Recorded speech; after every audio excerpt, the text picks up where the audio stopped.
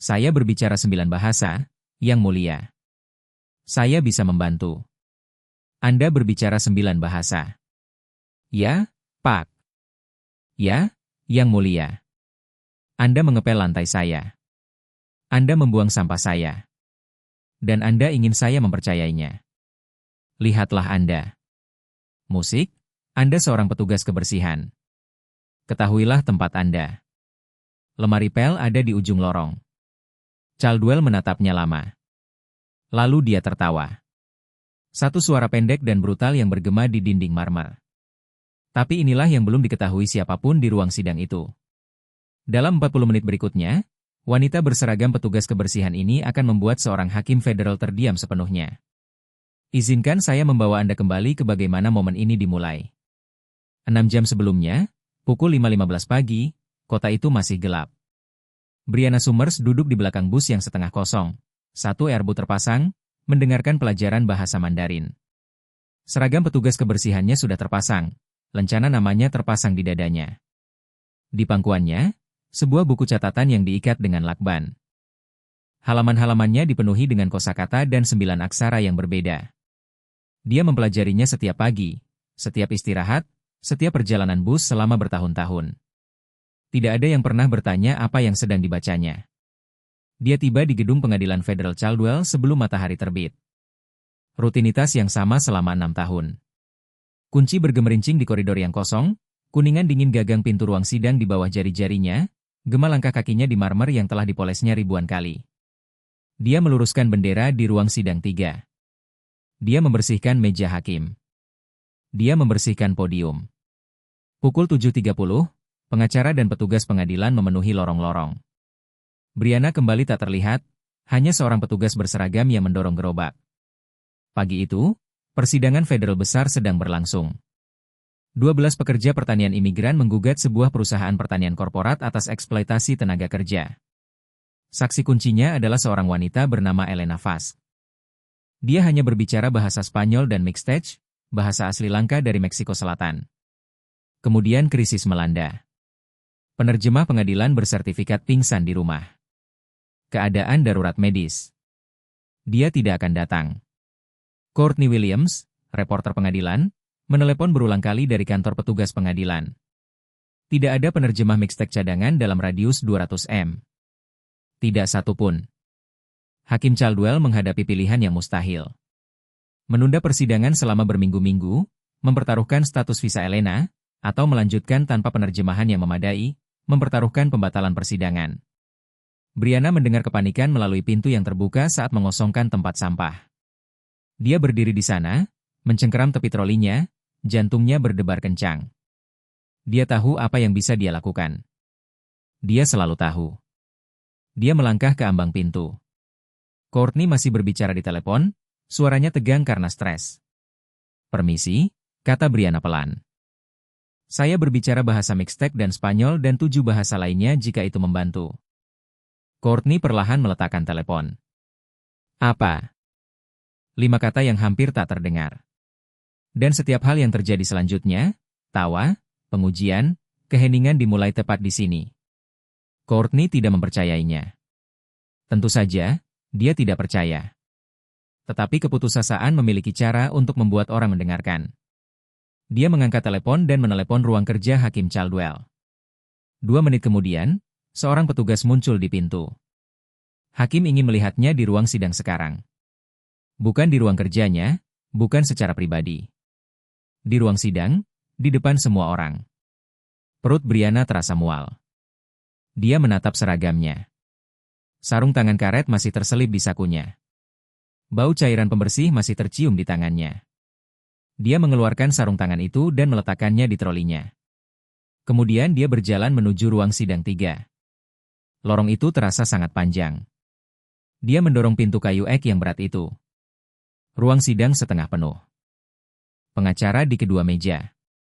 Panitera, jurnalis yang meliput kasus eksploitasi. Keluarga Elena Fask duduk di baris kedua saling berpegangan tangan. Dan di meja pembela, Richard Holloway, pria yang telah melangkahi ember pelnya 100 kali tanpa sekalipun menatap wajahnya. Hakim Caldwell duduk tinggi di kursi hakim, jubah hitam, rambut perak, 30 tahun otoritas terukir di setiap garis wajahnya.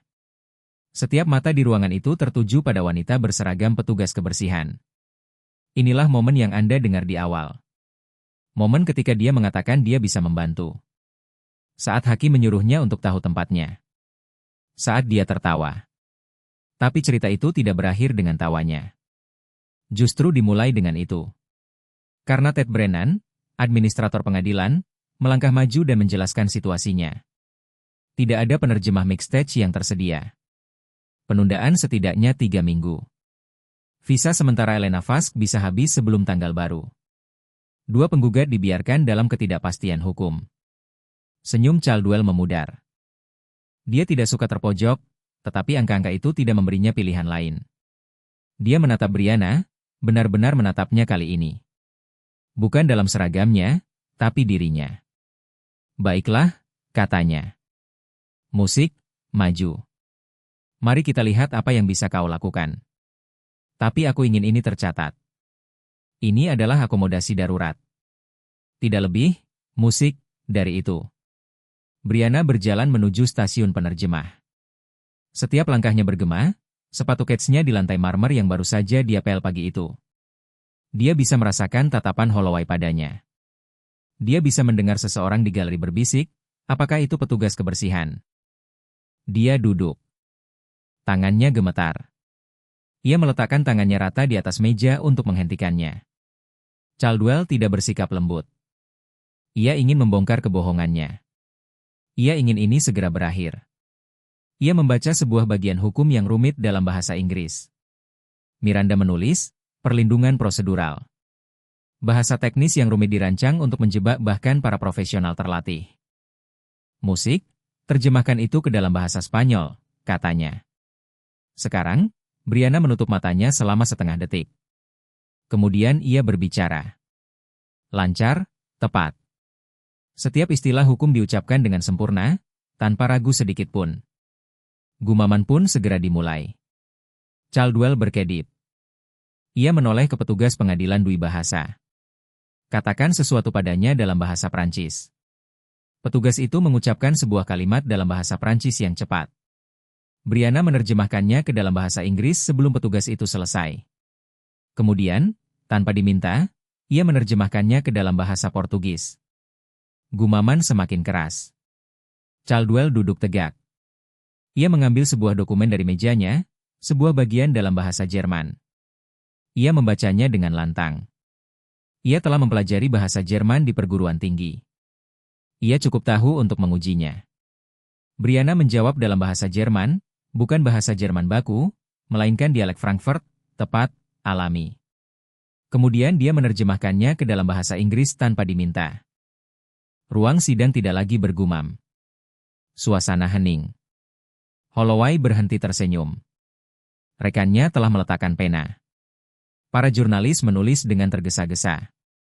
Caldwell menatapnya. Sikap merendahkan telah hilang. Rasa geli telah hilang. Yang tersisa di wajahnya adalah sesuatu yang belum pernah dia rasakan selama bertahun-tahun di kursi hakim itu. Keterkejutan. Dia melepas kacamata bacanya, meletakkannya perlahan. Dari mana Anda mempelajari semua ini? Suara Brianna pelan. Mantap. Suara seseorang yang telah menunggu seumur hidup untuk ditanya pertanyaan itu. Dimanapun saya bisa, Yang Mulia, perpustakaan, bus, tetangga saya. Hening. Hening yang panjang, berat, dan mutlak. Keheningan yang mengubah suasana di ruangan. Kemudian, Hakim Caldwell mengucapkan 6 kata yang tidak diharapkan siapapun di ruang sidang itu. Berikan wanita ini kursi, dia berhenti sejenak. Ke tempat penerjemah sekarang. Tapi inilah yang belum diketahui Brianna. Duduk di kursi itu akan membuatnya berhadapan langsung dengan Richard Holloway. Dan Holloway sudah mengangkat teleponnya di bawah meja. Pria seperti Holloway tidak akan kalah begitu saja. Dan dia tidak berniat untuk memulainya sekarang. Untuk memahami apa yang terjadi selanjutnya, Anda perlu memahami dari mana Brianna Summers berasal. Dan dari mana dia berasal adalah tanpa tempat. Dia asuh di panti asuhan pada usia 6 tahun. Tanpa orang tua, tanpa keluarga, tanpa siapapun yang tinggal bersamanya. Dia pindah 4 kali sebelum berusia 10 tahun. Rumah yang berbeda, sekolah yang berbeda, wajah-wajah yang berbeda yang tidak pernah menjadi familiar sebelum dia dikemas lagi. Tetapi ada satu orang yang konstan, Nyonya Dorotha Graham. Dia tinggal di sebelah rumah panti asuhan kedua Brianna, seorang wanita Haiti lanjut usia dengan rambut perak dan tangan yang lambat serta suara seperti air hangat. Setiap malam dia duduk di beranda depannya dan bercerita, bukan dalam bahasa Inggris, tetapi dalam bahasa Creole Haiti, dalam bahasa Prancis. Terkadang keduanya terjalin bersama seperti benang. Brianna akan duduk di anak tangga paling bawah dan mendengarkan, bukan karena dia mengerti pada awalnya, tetapi karena itu adalah satu-satunya saat seseorang berbicara kepadanya seolah-olah dia penting. Minggu demi minggu, bulan demi bulan, kata-kata mulai melekat, lalu tata bahasa, kemudian perasaan di balik kalimat-kalimat itu. Pada usia 9 tahun, Brianna sudah bisa melakukan percakapan lengkap dalam bahasa Kreol. Pada pukul 11, dia sudah membaca buku bergambar Prancis dari perpustakaan. Ibu Graham memperhatikannya. Suatu sore, dia memberikan Brianna sebuah buku catatan dengan sampul marmer hitam putih. Dia menekan buku itu ke tangan gadis itu dan mengatakan sesuatu yang akan Brianna ingat seumur hidupnya. Tulis semuanya, nak. Kata-kata tidak akan meninggalkanmu seperti orang. Brianna mengisi buku catatan itu dalam 3 bulan. Kemudian dia memulai buku catatan lain dan yang lain lagi.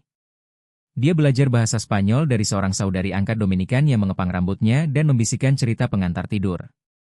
Bahasa Mandarin dari seorang pemilik restoran yang membiarkannya mencuci piring sebagai imbalan makanan. Bahasa Jerman dari program radio publik yang dia dengarkan setiap malam selama 3 tahun.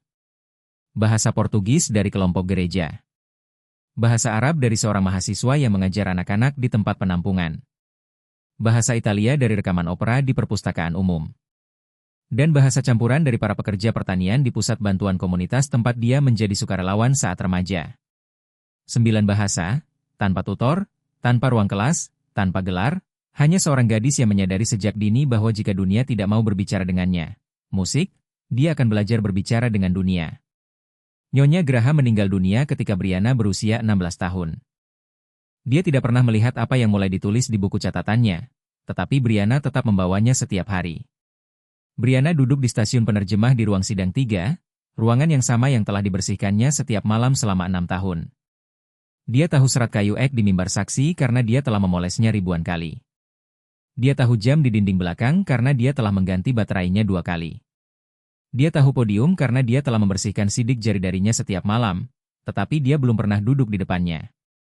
Ruangan itu terasa berbeda dari sisi ini. Lebih besar, lebih ramai, udara terasa lebih berat dengan harapan. Di meja pembela, Richard Holloway meliriknya. Dia mengenalinya. Dia bisa melihatnya di wajahnya. Sedikit kemiringan kepalanya, senyum perlahan yang menyebar di mulutnya. Dia mencondongkan tubuh ke arah rekannya dan membisikkan sesuatu. Rekan itu menatap Brianna dan menyeringai. Ia tetap mendengarnya.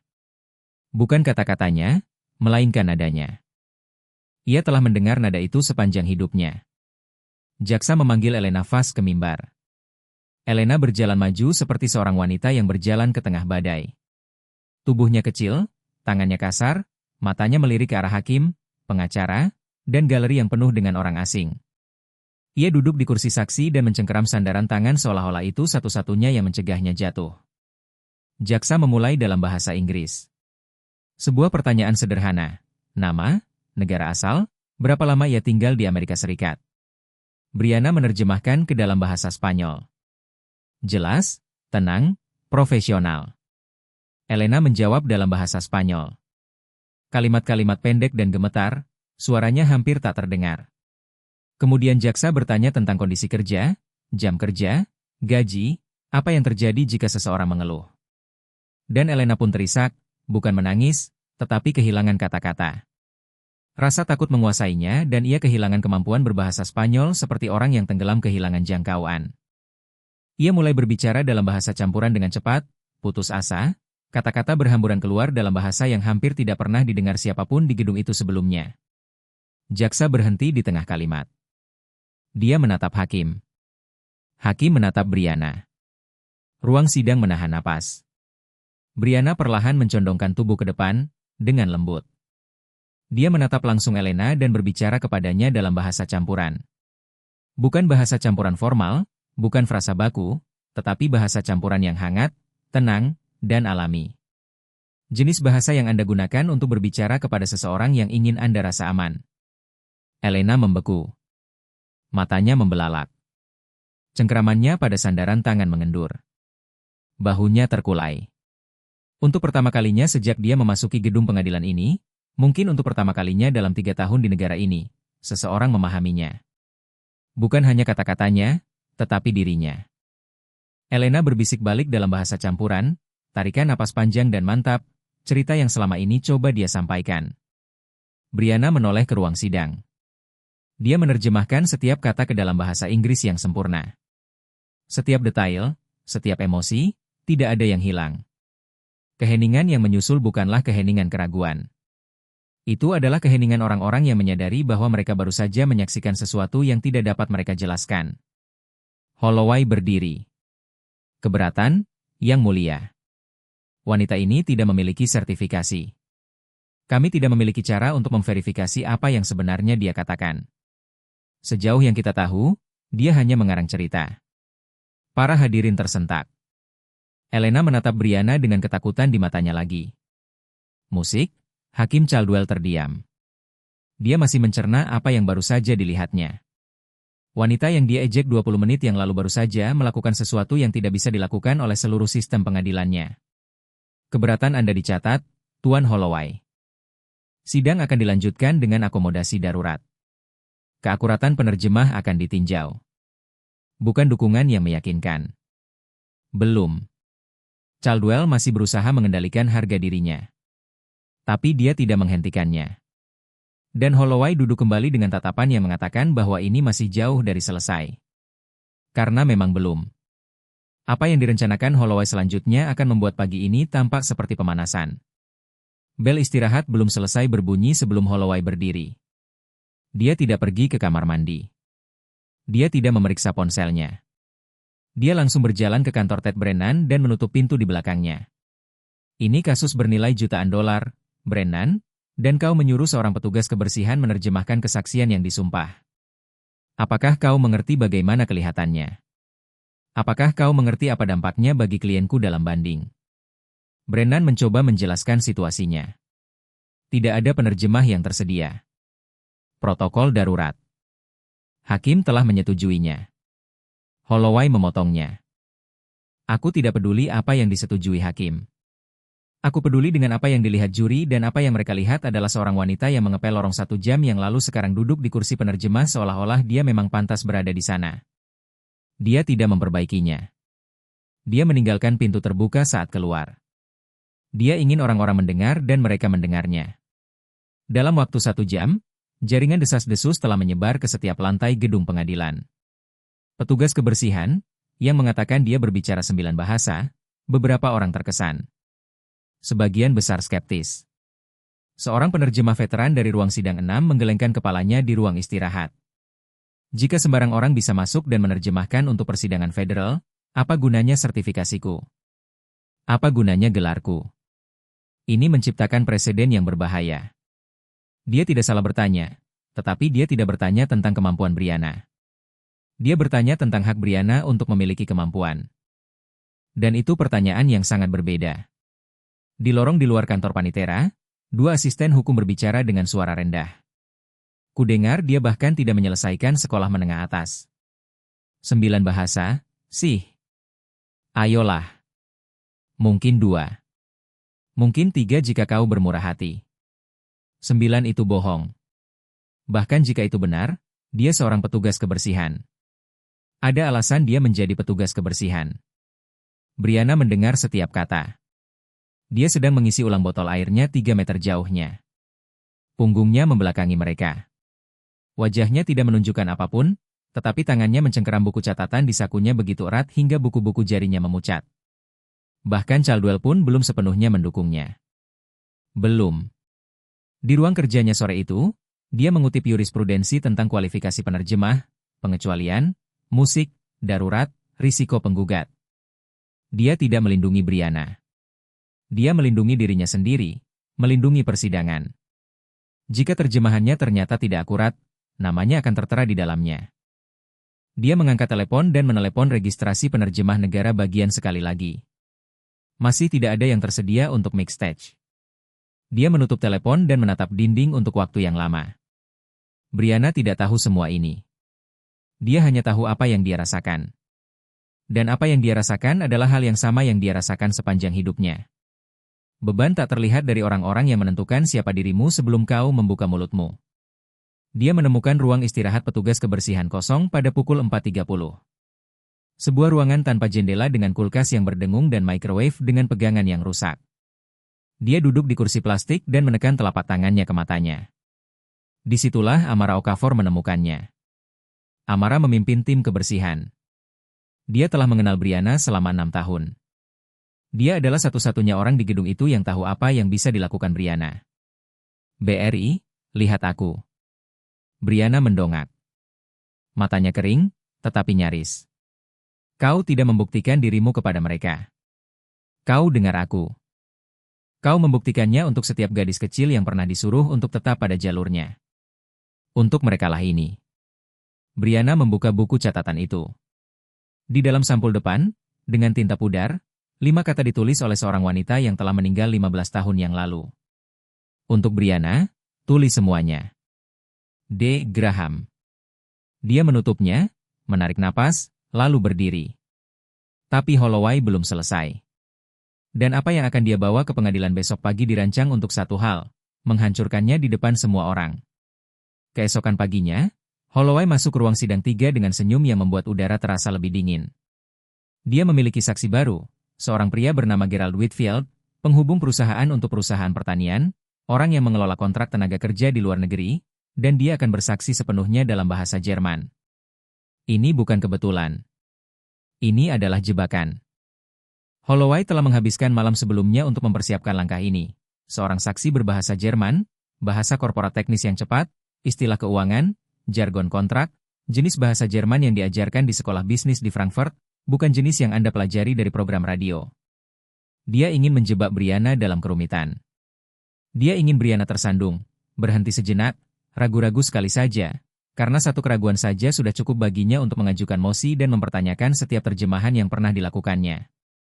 Dia melirik Brianna saat Whitfield naik ke mimbar. Brianna duduk di kursi penerjemah. Seragam petugas kebersihan yang sama, sepatu kets yang sama, buku catatan yang sama di meja di sampingnya. Holloway hampir merasa kasihan padanya. Hampir.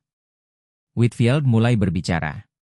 Bahasa Jermannya cepat, padat, penuh dengan subklausa dan frasa teknis yang akan membuat penutur asli pun melambat. Dia menjelaskan struktur kontrak, jadwal pembayaran, klausul perpanjangan. Dia berbicara selama hampir 4 menit tanpa berhenti. Jaksa penuntut tampak gugup.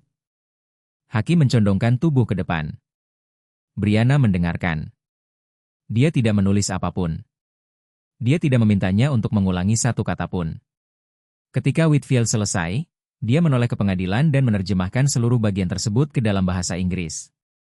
Setiap klausa, setiap angka, setiap istilah teknis diterjemahkan dengan presisi yang membuat jari-jari juru stenografi pengadilan membeku di atas keyboardnya. Tapi dia belum selesai. Yang mulia, kata Brianna. Suaranya tenang, hampir lembut. Untuk catatan, saksi menyatakan dalam bahasa Inggris bahwa para pekerja secara sukarela memperpanjang kontrak mereka. Namun, frasa asli bahasa Jerman yang digunakannya bersifat kondisional. Ini menyiratkan bahwa perpanjangan tersebut bukanlah sukarela. Perpanjangan tersebut bergantung pada kondisi yang tidak dapat ditolak oleh para pekerja. Dia berhenti sejenak. Bahasa Jerman mengatakan satu hal. Ringkasan bahasa Inggrisnya mengatakan hal lain. Keduanya tidak cocok. Ruang sidang menjadi hening. Mata jaksa melebar. Dia melihat catatannya, lalu ke Brianna, lalu ke hakim. Holloway berdiri sebelum dia selesai. Keberatan. Penerjemah menawarkan analisis hukum, bukan terjemahan. Itu jauh melampaui perannya. Hakim Caldwell tidak langsung menanggapi. Dia menatap Brianna dengan ekspresi yang telah berubah sejak kemarin. Ejekan itu hilang. Keraguan itu memudar. Yang menggantikannya adalah sesuatu yang lebih dekat dengan perhatian. Perhatian yang nyata, Jenis perhatian yang biasanya dia berikan kepada saksi ahli dengan kredensial puluhan tahun. Catatan penerjemah adalah pengamatan linguistik, kata Caldwell perlahan. Itu dapat diterima untuk catatan. Juri akan menentukan bobotnya. Musik, lanjutkan. Holloway duduk. Rahangnya menegang. Rekannya tidak mau menatapnya. Dalam satu kalimat, petugas kebersihan itu telah melakukan apa yang tidak bisa dilakukan oleh tim pengacara dengan bayaran $800 per jam. Dia telah mendengar apa yang tersembunyi di balik kata-kata, bukan hanya maknanya, niatnya, kesenjangan antara apa yang dikatakan dan apa yang sebenarnya terjadi. Dan dia telah mengatakannya dengan lantang di ruang sidang federal dan tercatat dalam persidangan. Para jurnalis di galeri menulis begitu cepat sehingga pena mereka bergetar. Jaksa penuntut bersandar di kursinya dan menghela napas yang telah ditahannya selama 2 hari.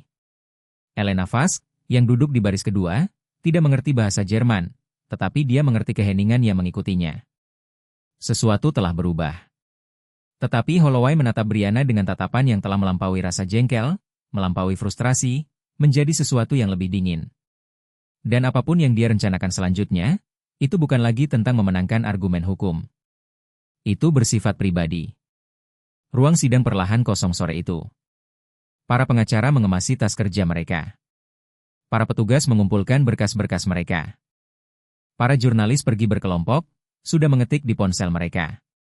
Brianna berdiri dari kursi penerjemah dan meraih kartu petugasnya di lorong. Hari itu telah berakhir.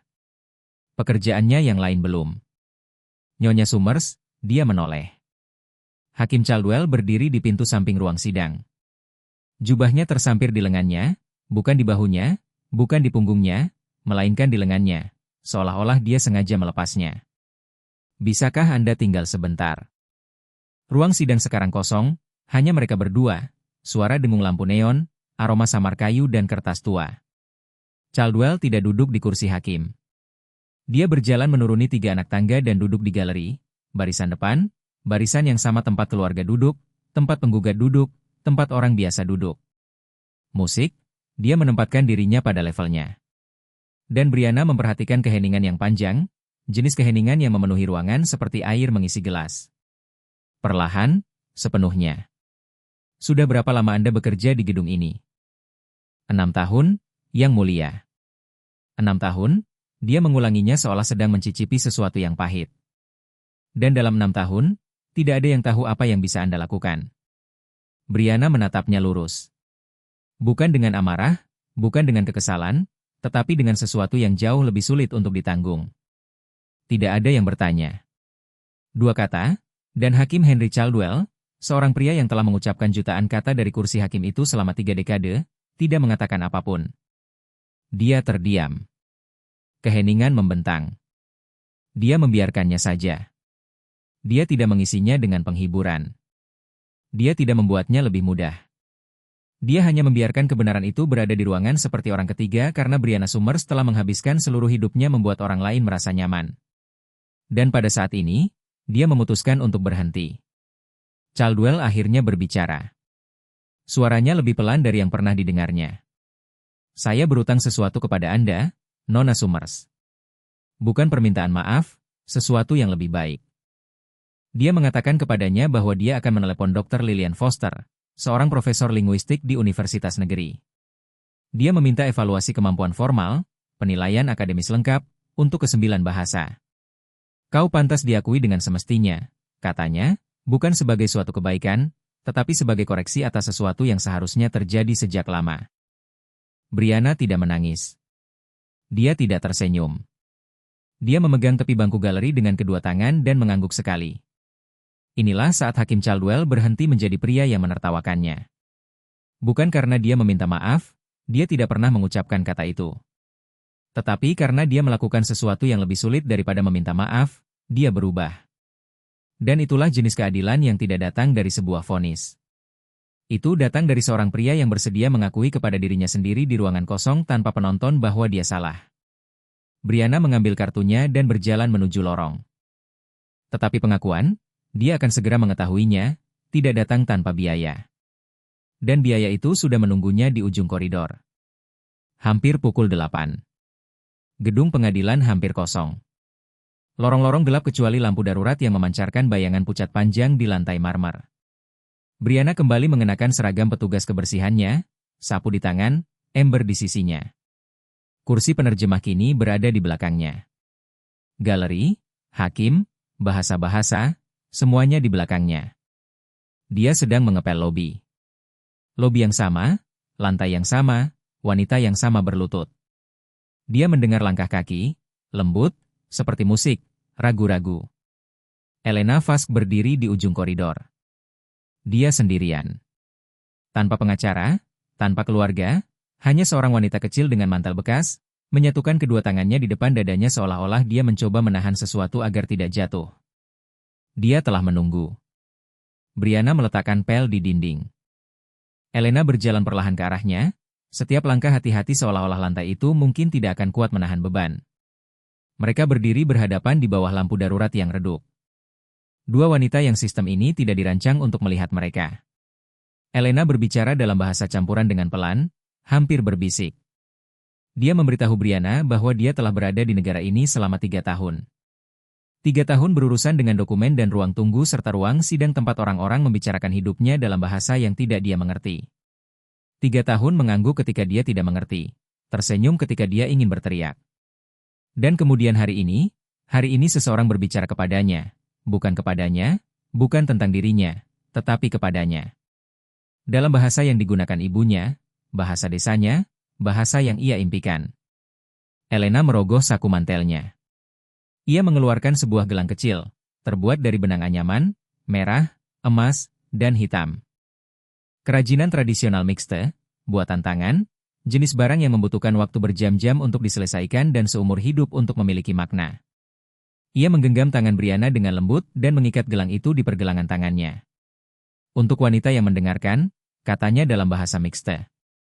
Brianna melihat gelang itu. Ia menyentuh benang-benang itu dengan ujung jarinya. Musik, merah, emas, dan hitam kontras dengan kulitnya yang gelap. Dia tidak terisak. Dia tidak pingsan. Dia tidak mengeluarkan suara. Beberapa tetes air mata mengalir di wajahnya dan jatuh di lantai yang baru saja dipel. Hanya itu. Tapi terkadang itu sudah cukup.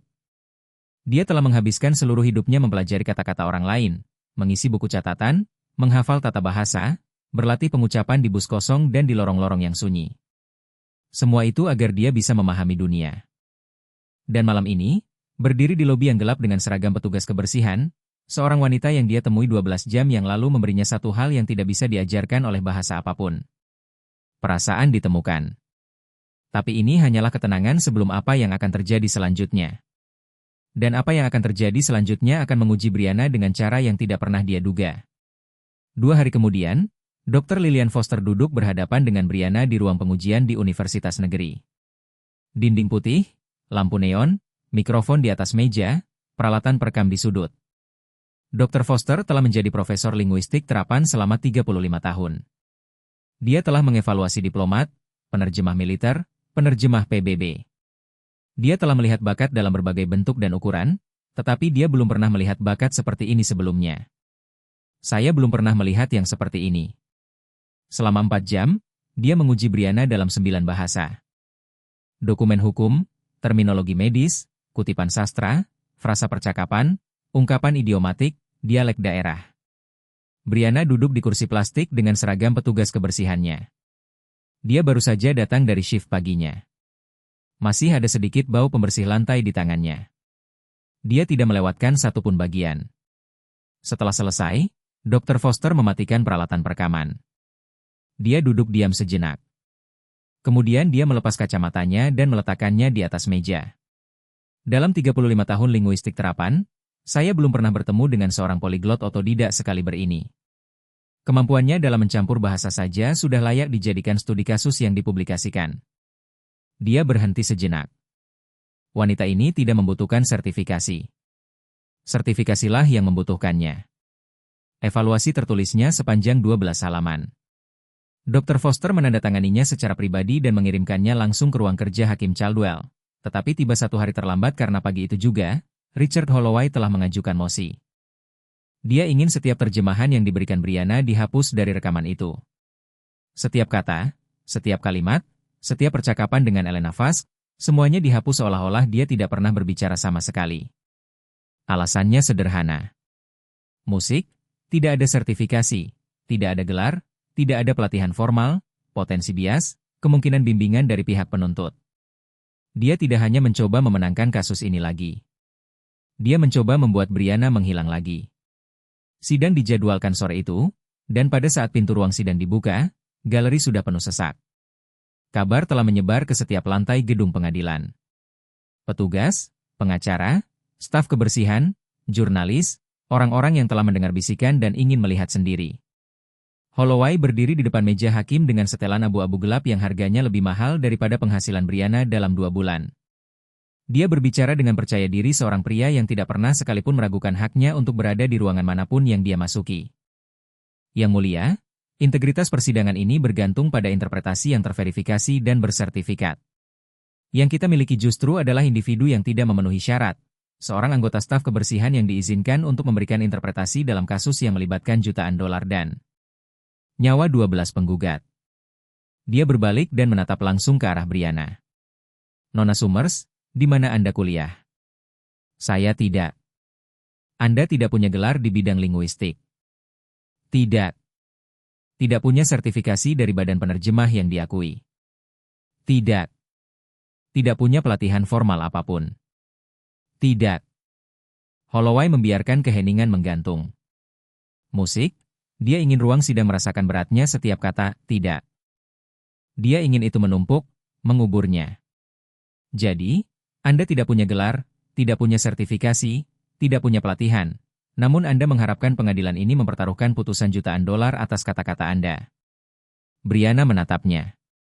Tangannya diam, suaranya datar.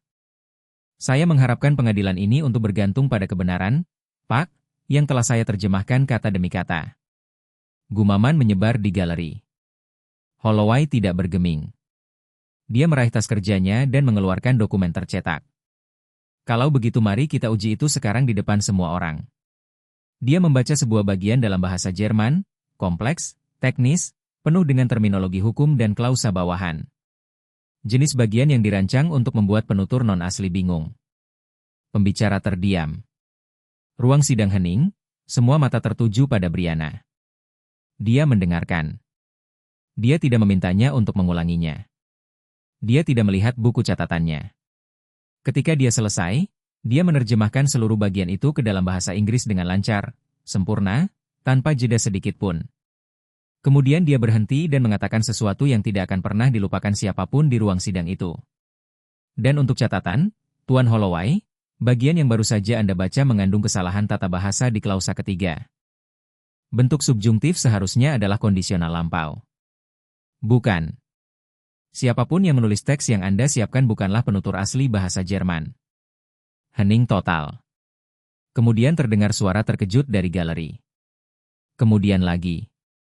Kemudian suara yang belum pernah didengar Holloway sebelumnya yang ditujukan kepadanya di ruang sidang. Tawa. Bukan pada Brianna, tetapi padanya. Rekannya menjatuhkan pena. Seorang jurnalis di baris kedua menutup mulutnya. Bahkan petugas pengadilan menunduk untuk menyembunyikan ekspresinya. Dia tidak hanya lulus ujiannya. Dia telah menilainya. Dan dia gagal. Wajah Holloway memucat. Mulutnya terbuka. Tidak ada yang keluar. Hakim Caldwell menyaksikan semuanya dari bangku. Dia tidak tersenyum, tetapi matanya berbeda sekarang. Ada sesuatu di matanya yang tidak ada 3 hari yang lalu. Sesuatu yang tampak seperti rasa hormat. Dia mengambil evaluasi Dr. Foster, yang telah tiba di mejanya 30 menit sebelum sidang. 12 halaman. Dia mengangkatnya. Pengadilan telah menerima penilaian kemampuan formal dari Dr. Lillian Foster, Profesor Linguistik Terapan, yang mengkonfirmasi kefasihan Nona Summer dalam 9 bahasa pada tingkat profesional. Dia meletakkan dokumen itu. Pengadilan ini menemukan bahwa interpretasi Nona Summer telah akurat, profesional, dan sangat diperlukan untuk proses ini. Mosi Tuan Holloway ditolak. Dia berhenti sejenak, menatap Holloway. Dan pengacara, saya sarankan Anda memeriksa dokumen Anda sendiri sehati-hati yang dia lakukan. Galeri meledak. Tepuk tangan. Tepuk tangan sungguhan. Jenis tepuk tangan yang dimulai dari satu pasang tangan dan menyebar hingga seluruh ruangan bergetar karenanya. Petugas pengadilan membiarkannya selama 5 detik penuh sebelum meminta ketertiban. Tangan Brianna gemetar. Dia menatap ke bawah pergelangan tangannya. Gelang anyaman itu, merah, emas, dan hitam. Dia menyentuhnya dengan ujung jarinya dan menenangkan diri. Dia tidak berdiri. Dia tidak membungkuk. Dia tidak mengucapkan sepatah kata pun. Dia tidak perlu melakukannya karena setiap orang di ruang sidang itu sudah tahu. Wanita berseragam petugas kebersihan itu baru saja melakukan sesuatu yang tidak bisa dilakukan oleh kredensial, gelar, dan 30 tahun pengalaman sebagai hakim. Dia telah mengatakan yang sebenarnya, dan kebenaran telah menang. Tetapi kisah ini belum berakhir karena apa yang dilakukan Hakim Caldwell selanjutnya jauh melampaui sebuah putusan, dan itu terjadi di ruangan yang sama tempat Brianna pernah tak terlihat. Juri kembali pada hari Kamis, menyatakan bersalah atas semua tuduhan. Perusahaan pertanian itu dinyatakan bertanggung jawab atas eksploitasi tenaga kerja sistematis. 12 penggugat, 12 nyawa, ganti rugi penuh diberikan. Elena Fask duduk di baris kedua dan menangis. Bukan air mata yang tenang, jenis air mata yang berasal dari tempat yang begitu dalam sehingga awalnya tidak mengeluarkan suara, hanya gemetar, hanya memegang wajahnya sendiri dengan kedua tangannya. Brianna duduk di tempat penerjemah. Ia mencondongkan tubuh ke arah Helena dan menerjemahkan putusan itu ke dalam bahasa campuran dengan lembut, kata demi kata. Cara menjelaskan sesuatu yang penting kepada seseorang yang telah lama menunggu untuk mendengarnya. Helena meraih tangan Brianna, tangan yang mengenakan gelang.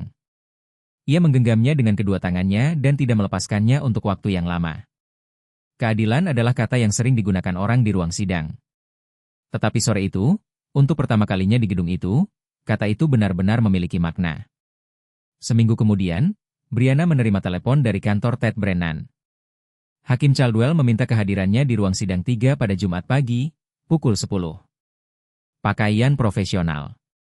Ia tidak memiliki pakaian profesional. Amara membawanya berbelanja pada Kamis malam. Blazer biru tua sederhana, celana panjang gelap, sepatu datar, tidak ada yang mahal.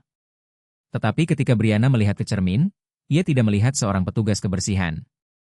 Ia melihat wanita yang selalu menjadi dirinya. Wanita yang tidak pernah diperhatikan siapapun. Jumat pagi, ruang sidang 3. Brianna mendorong pintu kayu ek yang berat itu dan berhenti. Ruangan itu penuh. Bukan setengah penuh. Seperti saat persidangan. Penuh. Semua kursi terisi.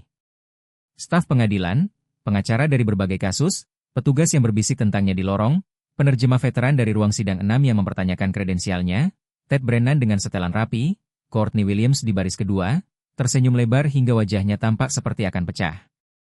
Seluruh tim pengasuh Amara berada di baris depan. Mereka semua meminta izin libur pagi itu. Dr. Lillian Foster duduk di dekat lorong, sebuah map di pangkuannya. Elena Fask dan keluarganya berada di baris ketiga. Elena mengenakan gaun terindah yang dimilikinya. Dan di meja hakim, dengan jubah lengkap, Hakim Henry Caldwell. Dia meminta ruangan untuk tertib. Kemudian dia melakukan sesuatu yang tidak biasa. Dia berbicara tanpa catatan. 3 minggu yang lalu, terjadi keadaan darurat di ruang sidang ini. Kami membutuhkan penerjemah dan sistemnya gagal. Tetapi seseorang tidak. Dia menatap Brianna. Nona Summers, maukah Anda mendekati meja hakim? Brianna berdiri. Kakinya terasa goyah. Dia berjalan maju. Langkah yang sama seperti yang biasa dia lakukan 3 minggu lalu, ia mengenakan seragam petugas kebersihan dengan sepatu kets yang berderit di atas marmer.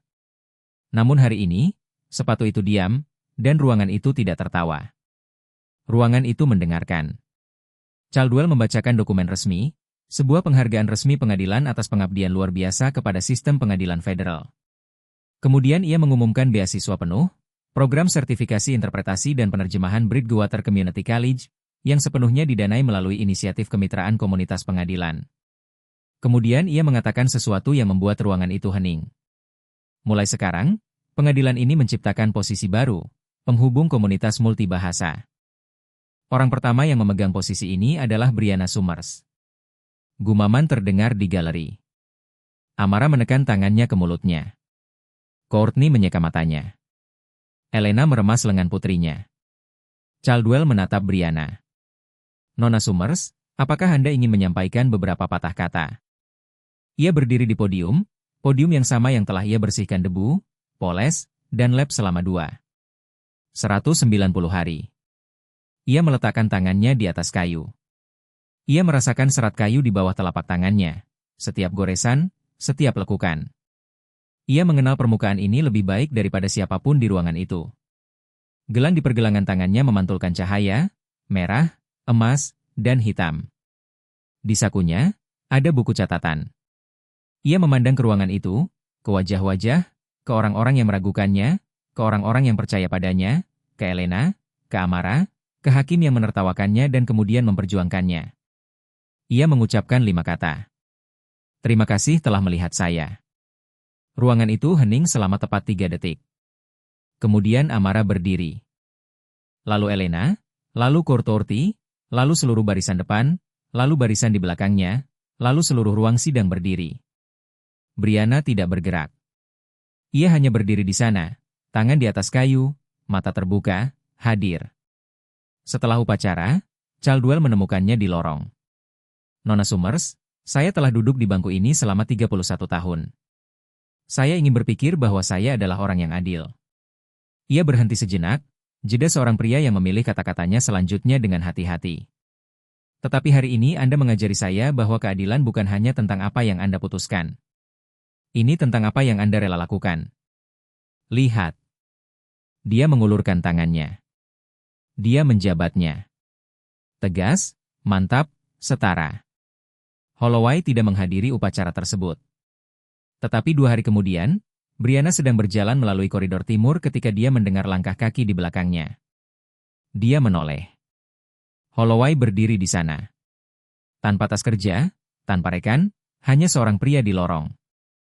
Dia tidak meminta maaf. Dia mengucapkan 6 kata. Aku meremehkanmu. Itu salahku. Kemudian dia berbalik dan pergi. Langkah kakinya bergema di lantai marmer yang sama yang telah dia pel ribuan kali. Itu bukan penebusan. Itu bukan keadilan, tetapi itu adalah kebenaran. Dan terkadang disitulah perubahan dimulai. Dalam seminggu, cerita itu menyebar. Dr. Foster mengundang Brianna untuk menjadi dosen tamu di universitas. Sebuah stasiun berita lokal menayangkan segmen 3 menit. Judulnya menjadi viral.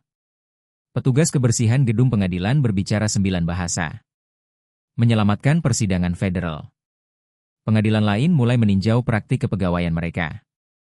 Sebuah asosiasi penerjemah nasional menghubungi Brianna untuk konsultasi. Amara menonton segmen berita di ponselnya di ruang istirahat petugas kebersihan. Air mata mengalir di wajahnya. Dia menoleh ke wanita di sebelahnya. Itulah putriku. 3 minggu setelah upacara, seorang diplomat Prancis bernama Jean-Pierre Moreau mengunjungi gedung pengadilan untuk acara pertukaran budaya. Dia kesulitan berkomunikasi dengan staf resepsionis. Brianna, yang sekarang mengenakan lencana identitas barunya, penghubung komunitas multibahasa, melangkah maju dan menyapanya dalam bahasa Prancis yang fasih. Moreau tersenyum, terkesan. Nyonya, bahasa Prancis Anda luar biasa. Di mana Anda belajar? Brianna membalas senyumannya. Senyum yang tulus, jenis senyum yang berasal dari tempat yang jauh lebih tua dari saat itu. Di beranda bersama seorang wanita yang sangat bijaksana. Nyonya Dorothea Graham tidak pernah melihat apa yang dimulai di buku catatannya. Dia tidak pernah melihat bahasa-bahasa itu, ruang sidang, tepuk tangan meriah, lencana baru itu. Tetapi dia ada di setiap kata, di setiap halaman, di setiap bahasa yang pernah dipelajari Brianna. Dan dia ada di sana sekarang dalam jawaban ini, dalam senyuman ini, dalam momen ini di mana seorang gadis yang datang dari antah berantah akhirnya tiba di suatu tempat. Brianna Summers menyelesaikan sertifikasinya dalam interpretasi dan penerjemahan 6 bulan kemudian. Penghargaan tertinggi. Para profesor mengatakan dia tidak membutuhkan program itu. Program itulah yang dibutuhkan. Ia menolaknya. Tapi ia tetap menyelesaikannya karena ia menginginkan makalah itu. Bukan untuk dirinya sendiri, melainkan untuk setiap orang yang pernah mengatakan kepadanya bahwa ia tidak memenuhi syarat. Ia membingkainya dan menggantungnya di dinding kantor barunya, tepat di sebelah penghargaan pengadilan, Tepat di sebelah foto Nyonya Dorothea Graham yang duduk di berandanya mengenakan gaun rumah berwarna biru, tersenyum kepada seseorang di luar bingkai, seorang gadis yang duduk di anak tangga paling bawah mendengarkan. Brianna sekarang bekerja penuh waktu sebagai penghubung komunitas multibahasa di gedung pengadilan.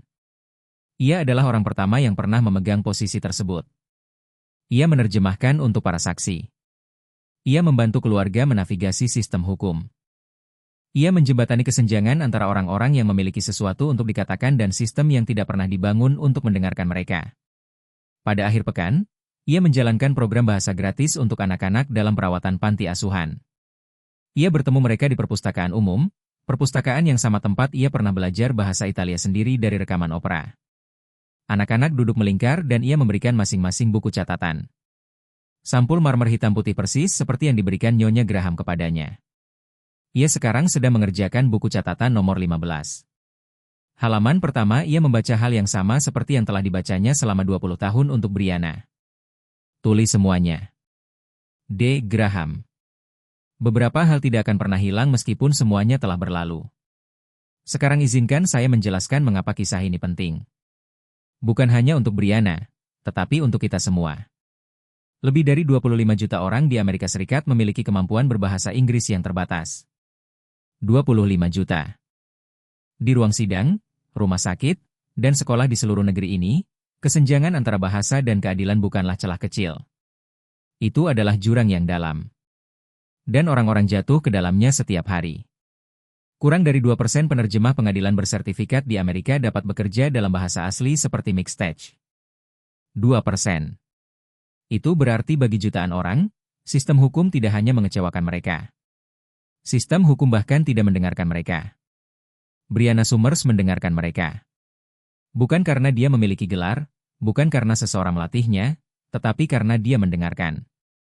Karena dia memilih setiap hari dalam hidupnya untuk mempelajari satu kata lagi, satu frasa lagi, satu bahasa lagi. Bukan untuk uang, bukan untuk pengakuan, tetapi untuk koneksi. Dan itulah bagian dari kisah ini yang ingin saya sampaikan kepada Anda karena ada Brianna di kantor Anda sekarang. Ada Brianna di gedung pengadilan Anda, di ruang tunggu rumah sakit Anda, di sekolah Anda, mendorong troli, mengenakan seragam, membawa bakat yang begitu besar sehingga bisa mengubah ruangan. Jika saja ada orang di ruangan itu yang mau berhenti sejenak untuk memperhatikan. Kita berjalan melewati orang-orang ini setiap hari. Kita melangkahi ember pel mereka. Kita melihat lencana nama mereka dan memutuskan bahwa kita sudah tahu semua yang perlu kita ketahui. Kita tidak tahu. Kita tidak pernah tahu. Musik, jadi, inilah yang saya minta Anda lakukan. Bukan besok, bukan minggu depan. Hari ini. Perhatikan seseorang. Orang yang membersihkan kantor Anda. Wanita di meja resepsionis. Pria yang mengemudikan bus Anda. Berhenti selama 10 detik dan ajukan satu pertanyaan kepada mereka. Apa yang Anda ketahui yang tidak saya ketahui? Anda mungkin akan terkejut dengan jawabannya. Anda mungkin akan berubah karenanya. Anda mungkin menemukan bahwa orang yang paling luar biasa di gedung itu ada di sana sepanjang waktu dan yang mereka butuhkan hanyalah seseorang untuk bertanya. Jika cerita ini menyentuh hati Anda, bayangkan apa yang dapat dilakukan oleh sebuah program. Bimbingan bahasa untuk anak-anak asuh, beasiswa pelatihan penerjemah untuk orang-orang tanpa gelar, kebijakan yang mengatakan bakat lebih penting daripada ijazah. Hal-hal ini tidak terbentuk dengan sendirinya. Semua dimulai dari orang-orang yang memutuskan bahwa menjadi tidak terlihat tidak sama dengan tidak penting. Jika Anda pernah diremehkan, jika Anda pernah ditertawakan oleh seseorang yang tidak tahu apa yang Anda miliki di dalam diri Anda, tinggalkan komentar.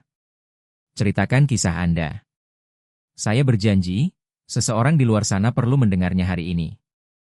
Bagikan ini kepada seseorang yang perlu diingatkan tentang nilai diri mereka. Dan jika Anda belum melakukannya, berlanggananlah karena kisah seperti Brianna ada di mana-mana dan layak untuk diceritakan. Satu hal terakhir, ingat hakim yang menertawakannya. Pria yang menyuruhnya untuk tahu tempatnya.